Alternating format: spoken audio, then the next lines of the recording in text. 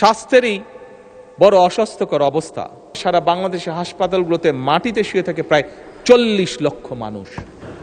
মাননীয় স্পিকার, একটি দেশের জন্য শিক্ষিত, দক্ষ এবং নৈতিক মূল্যবোধ সম্পন্ন মানুষ হচ্ছে সবচেয়ে বড় সম্পদ একটি দেশের জন্য। আমরা দেখেছি ফ্যাসিবাদের 1.5 দশকে কিভাবে শিক্ষা ব্যবস্থাকে একদম পরিকল্পিতভাবে ধ্বংস করে দেওয়া হয়েছিল। মাননীয় স্পিকার, আমরা এডুকেশন ফার্স্ট।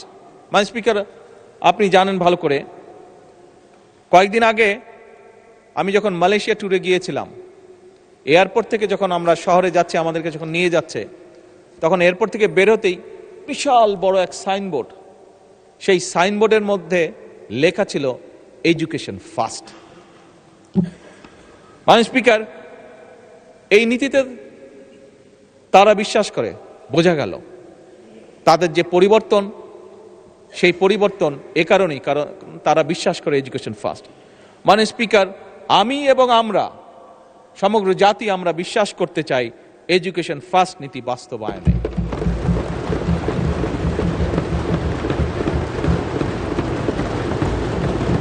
এবং সে কারণে মাননীয় স্পিকার, প্রস্তাবিত বাজেটে বর্তমান সরকার দেশের ইতিহাসে শিক্ষা খাতে সবচাইতে বেশি বরাদ্দ রেখেছে। এবং মাননীয় স্পিকার, আগামী অর্থ বছরে শিক্ষা খাতে বরাদ্দ জিডিপির 2% উন্নীত করার প্রস্তাব করা আছে। এবং মাননীয় স্পিকার, আমরা আমাদের সর্বোচ্চ চেষ্টা দিয়ে, বর্তমান সরকার সর্বোচ্চ চেষ্টা দিয়ে, আমাদের লক্ষ্য থাকবে আগামী 5 বছরে শিক্ষা খাতের বিনিয়োগ জিডিপির 5% উন্নীত করা।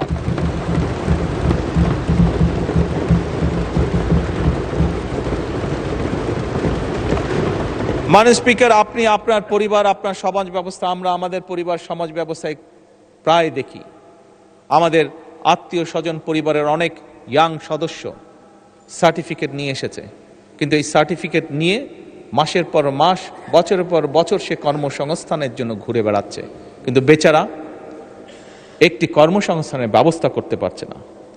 মাননীয় স্পিকার, আমরা এই সার্টিফিকেট সিস্টেম, হ্যাঁ সার্টিফিকেট অবশ্যই থাকবে, কিন্তু এই সার্টিফিকেটে নির্ভর যে শিক্ষা সিস্টেম, এটির আমরা পরিবর্তন করতে চাই মাননীয় স্পিকার। এবং এই পরিবর্তনের মাধ্যমে মাননীয় স্পিকার, আমরা কারিগরি শিক্ষার মাধ্যমে একটি কর্মমুখী শিক্ষা ব্যবস্থা গড়ে তুলতে চাই, যেখানে একজন তরুণ, একজন যুবক শুধু সার্টিফিকেটের উপরে নির্ভরশীল থাকবে না, বরং তার এমন কোয়ালিটি থাকবে যেটার মাধ্যমে সে নিজে কনফিডেন্ট থাকবে যে শুধু সার্টিফিকেট আছে এটাই তার ভরসা হবে না, তার নিজের যোগ্যতা, তার নিজের কোয়ালিফিকেশনের উপরে তার নির্ভরতা থাকবে, তার আত্মবিশ্বাস থাকবে এবং সে নিজের পায়ে জীবনে উঠে দাঁড়াতে পারবে। এবং সে কারণে মাননীয় স্পিকার, আমরা ক্লাস 6 থেকে পর্যায়ক্রমিকভাবে কারিগরি শিক্ষা, বাংলা এবং ইংরেজির পাশাপাশি 3য় ভাষা শিক্ষা আমরা ইন্ট্রোডিউস করতে চাই। মাননীয় স্পিকার, আমার চায়না সফরে আমি সেই দেশের সরকারকে বলেছি যে আমরা চাই, কারণ স্বাভাবিকভাবে তাদের অর্থনীতির পরিধি বাড়ছে এবং তাদের প্রয়োজন হচ্ছে, এখন তাদের দেশে অনেকগুলো বিজনেস সাবজেক্ট আছে যেখানে তাদের মানুষরা আজ কাজ করে না, কারণ তাদের লাইফ স্ট্যান্ডার্ড বেড়ে গিয়েছে। তাদের বিদেশ থেকে আস্তে আস্তে এমন পরিস্থিতি আছে যে মধ্যপ্রাচ্যের মতন তারাও বিদেশ থেকে মানুষ নিতে চাইছে, যে সেই কাজগুলো তারা করবে। এবং মাননীয় স্পিকার, আমি যখন তাদেরকে, এই কারণেই তাদেরকে যখন বলেছি যে আমরা চাই আমাদের ছেলে মেয়েদেরকে ম্যান্ডারিন ল্যাঙ্গুয়েজ শেখাতে, তারা অত্যন্ত খুশি হয়েছে এবং তারা বলেছে তারা তাদের ল্যাঙ্গুয়েজ তারা এখানে শেখাবে। মাননীয় স্পিকার, আমি যা দেখে এসেছি, আমার সফরে আমি যা দেখে এসেছি, যে আমরা যদি আমাদের সন্তানদেরকে 3য় ভাষা হিসেবে কয়েকটি ভাষার মধ্যে যদি, যেহেতু আসলে আমি মাত্র চায়না থেকে এসেছি সেই জন্যই ম্যান্ডারিনের কথাটি বলেছি, এই ভাষা আমরা শিখাতে পারি, আমি ব্যক্তিগতভাবে দৃঢ়ভাবে বিশ্বাস করি আমাদের প্রজন্মের বহু মানুষকে আমরা সুন্দর একটি ভবিষ্যৎ তৈরি করে দিতে সক্ষম হব। মাননীয় স্পিকার, একই সাথে মাননীয় স্পিকার, শুধু ম্যান্ডারিন না, এর বাইরে জাপানিজ আছে, এর বাইরে আমরা ফ্রেঞ্চ আছে, জার্মান আছে, অ্যারাবিক আছে, এই ভাষাগুলো আমরা ইন্ট্রোডিউস করতে চাইছি মাননীয় স্পিকার, থার্ড ল্যাঙ্গুয়েজ হিসাবে।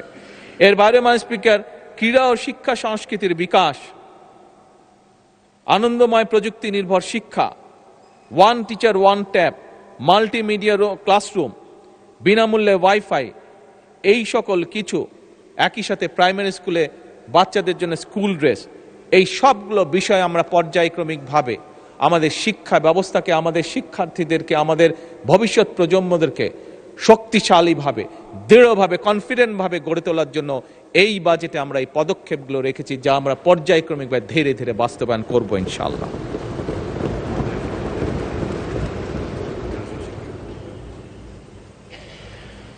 মাননীয় স্পিকার, শিক্ষা ব্যবস্থার মধ্যে একটি বিষয় মাননীয় বিরোধী দলীয় নেতা উল্লেখ করেছেন, মাদ্রাসা শিক্ষা। মাননীয় স্পিকার, আমরা মাদ্রাসা শিক্ষার বাইরে যে রেগুলার শিক্ষা আছে সেটিকে যেভাবে গুরুত্ব সহকারে পর্যায়ক্রমিকভাবে পরিকল্পনার মধ্যে সাজিয়ে সামনে এগিয়ে নিতে যাচ্ছে, একইভাবে মাননীয় স্পিকার, মাদ্রাসা শিক্ষার ব্যাপারেও একইভাবে আমরা তাদেরকে সেই পরিকল্পনার ভিতরে নিয়ে এসে আমরা একইভাবে সেটিকেও তুলে নিয়ে যেতে চাইছি, যাতে একজন সন্তান সে মাদ্রাসায় পড়েছে বলেই যে সে শুধু একটি বিষয়ে পারদর্শী হবে তা না। একটি জেনারেল শিক্ষা ব্যবস্থার ছাত্র বা ছাত্রী যেভাবে পারদর্শী অন্যান্য বিষয়, মাদ্রাসা শিক্ষা যে সকল ছাত্র বা ছাত্রী থাকবে তারাও একইভাবে সমভাবে সেই সকল বিষয়ে পারদর্শী হবে। এই পরিকল্পনা নিয়ে মাননীয় স্পিকার আমরা এগোচ্ছি। মাননীয় স্পিকার, ছোটবেলা থেকে পড়ে এসেছি চিকিৎসা মানুষের মৌলিক অধিকার। মাননীয় স্পিকার, এই কথাটি আমি, আমার সহকর্মীবৃন্দ, আমার অর্থমন্ত্রী, আমরা এই কথাটি দৃঢ়ভাবে মনে প্রাণে বিশ্বাস করি, এবং বিশ্বাস করি বলেই মাননীয় স্পিকার, এবার বাজেটে সরকার এই চিকিৎসা সেবার উপরে সর্বোচ্চ গুরুত্ব দিয়েছে এবং সর্বোচ্চ বাজেট আমরা অ্যালোকেট করেছি। মাননীয় স্পিকার, এই প্রস্তাবিত যে বাজেট, এই বাজেটে জিডিপির 1.2% প্রস্তাব করেছে এইবার, কিন্তু ঠিক একইভাবে মাননীয় স্পিকার, আগামী 5 বছরের শিক্ষায় যেরকম আমরা জিডিপির 5% বরাদ্দ করতে চাই পর্যায়ক্রমিকভাবে ধীরে ধীরে, একই সাথে আমরা মাননীয় স্পিকার স্বাস্থ্য সেবাতেও আমরা জিডিপির বরাদ্দের 5% পরিকল্পিতভাবে উন্নীত করতে চাই আগামী 5 বছরে। মাননীয় স্পিকার, স্বাস্থ্যেরই বড় অস্বাস্থ্যকর অবস্থা। মাননীয় বিরোধী দলীয় নেতা একটু আগে ওনার বক্তব্যে বলেছেন, আমি ওনার সাথে 101% একমত, এবং সে কারণে মাননীয় স্পিকার, আমরা একটা স্বাস্থ্য ব্যবস্থা গড়ে তুলতে চাই, যেই স্বাস্থ্য ব্যবস্থায় আমরা সহজেই প্রত্যেকটা নাগরিকের মিনিমাম স্বাস্থ্য ব্যবস্থা নিশ্চিত করতে পারি, এই একটি স্বাস্থ্য ব্যবস্থা গড়ে তুলতে চাই। আমরা জানি গতকালকে এই পার্লামেন্টে আলোচনা হয়েছে যে আমাদের জনগণ, বিরাট সংখ্যক একটা জনগণ, পরিবারের কেউ যদি অসুস্থ হয় তার চিকিৎসা ব্যয় মিটাতে গিয়ে পরিবার নিঃস্ব হয়ে যায় একদম, এবং সেইটিকে লক্ষ্য রেখেই মাননীয় স্পিকার আমরা সিদ্ধান্ত গ্রহণ করেছি। গতকালকেই বাজেটে উপস্থাপন করা হয়েছে, এবং তার বাইরে গতকালকে আমি এবং মাননীয় অর্থমন্ত্রী আলোচনা করে আমরা সিদ্ধান্ত নিয়েছি মাননীয় স্পিকার, যেটি আমরা আগেও বলেছি উপস্থাপনের দিন, বাজেট উপস্থাপনের দিন, যে ডায়ালিসিস ফিল্টার, হার্টের স্টেন্টিং এর যে স্টেন্ট, সেটি হার্টের valve, pacemaker, oxygenators, peripheral vascular stent, radio frequency ablation fibre, চোখের লেন্স, ক্যান্সার চিকিৎসার যে কাঁচা মাল, মাননীয় স্পিকার, এইগুলির উপরে ভ্যাট এবং ট্যাক্স যতটুকু সম্ভব ম্যাক্সিমাম কমানো যায় আমরা সেই উদ্যোগ গ্রহণ করেছি মাননীয় স্পিকার। এবং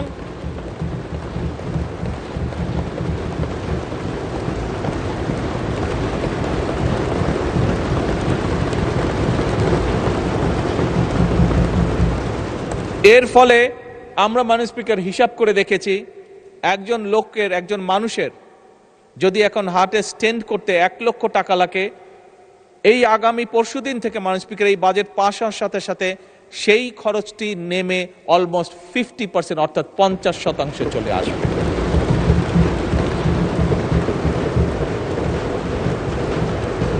মাননীয় স্পিকার, আমার বক্তব্য শুরু করার আগেই বলেছি, আমাদের বাজেটের মূল লক্ষ্যই হচ্ছে, আমরা যেহেতু রাজনীতি করি, আমরা যেহেতু রাজনৈতিক দল, আমাদের মূল লক্ষ্যই হচ্ছে যতটুকু সম্ভব দেশের মানুষকে রিলিফ দেওয়া, শ্রেণী বর্ণ নির্বিশেষে সকলকে, এবং সেটিরই প্রতিফলন মাননীয় স্পিকার আপনি চিকিৎসা খাতে দেখলেন। মাননীয় স্পিকার, চিকিৎসা যে ব্যয়, এই ব্যয়টি কমানোর পাশাপাশি আরেকটি বিষয় আমরা জোর দিয়েছি।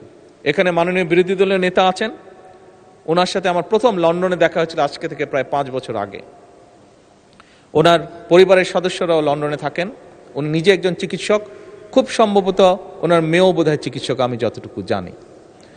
ছেলে চিকিৎসক ওনার, সবাই চিকিৎসক। আচ্ছা, ভেরি গুড।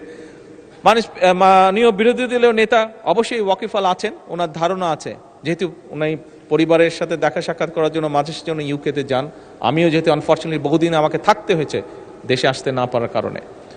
মাননীয় স্পিকার, ইউকের মতন দেশও একটি রিচ কান্ট্রিও দেশের মানুষের স্বাস্থ্যসেবা নিশ্চিত করতে গিয়ে তারা রীতিমতন হিমশিম খাচ্ছে, এবং সে কারণেই তারা এখন একটি নতুন উদ্যোগ গ্রহণ করেছে, এবং সেটা শুধু ইউকেতেই নয়, অল ওভার ইউরোপে এই উদ্যোগটা তারা গ্রহণ করেছে। সেটা হচ্ছে প্রিভেনশন, অর্থাৎ সেটি এখন তারা ইউরোপিয়ান সরকারগুলো প্রিভেনশনের উপর জোর দিচ্ছে। অর্থাৎ একটি মানুষ, হিসাব করে দেখা গিয়েছে যে একটি মানুষ যদি অসুস্থ হয়, যেহেতু ওইসব দেশে সরকার সর্বোচ্চ সবকিছু বহন করে একটি মানুষকে চিকিৎসা দেওয়ার জন্য, সেজন্য তারা হিসাব করে দেখেছে যে একটা মানুষ যদি অসুস্থ হয়, তাকে চিকিৎসা দেওয়া, তার পিছে নার্স, ডাক্তার, হসপিটালের বেড সবকিছু মিলে যে খরচ হয়, কিন্তু তাকে যদি প্রথমেই অ্যাওয়্যার করা যায় যে তুমি এই কাজগুলো থেকে যদি বিরত থাকো, তাহলে তুমি এইভাবে অসুস্থ থেকে দূরে থাকবে, অসুস্থ হওয়া থেকে বিরত থাকবে, দেখা গেছে হিসাব করে তাতে খরচ কম হয়।